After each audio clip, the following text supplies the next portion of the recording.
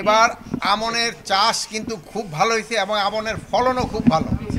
আমরা আমনের একটা নির্ধারণ করে দিয়েছি দাম, এটা আপনারা জানেন যে 34 টাকা আমনের জন্য এবং আমন ধানের জন্য, এবং 49 টাকা আর 50 টাকা, আতপটা মনে হয় 49 টাকা চাল আর ওইটা মনে হয় 50 টাকা করে দেওয়া হয়েছে। কৃষকরা এবার খুব আমনের ফলন ভালো, আমার মনে হয় এবার বাম্পার ফলন হবে আমনে। সে আমাদের যেমন বড়োতেও বাম্পার ছিল, এবার আমনেও বাম্পার। সবজির উৎপাদনও খুবই ভালো। আপনারা দেখছেন বাজারে যে সবজির দাম, এটা একটা মোটামুটি রিজনেবল। কিন্তু একটা বড় দুঃখের ব্যাপার হলো আলু চাষের কিন্তু একবার খুবই একটা বড় ধরনের মার খেয়েছে।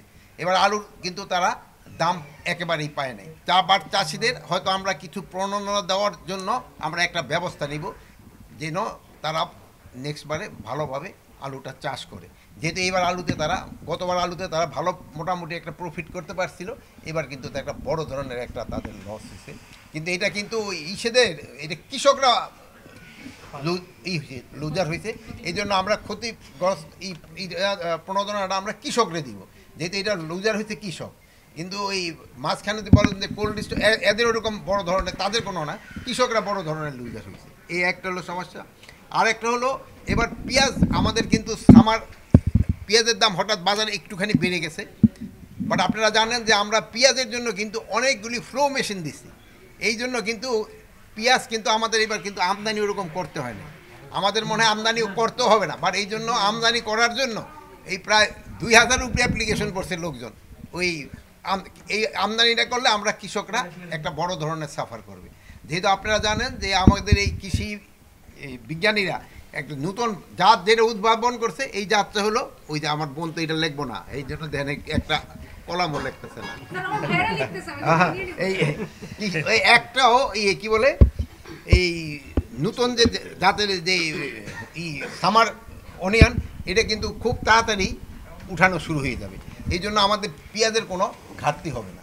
কিন্তু এই কিছু কিছু এই দুষ্কৃতিকারী এরা কিন্তু এই দামটা বাড়ানোর চেষ্টা করতেছে, বাট এটা তারা সফল হবে না। এটা আপনাকেও চেষ্টায় তারা, আপনারা যদি আমরা সবাই চেষ্টা করি, তারা এই দুর্নীতি করতে সফল হবে না।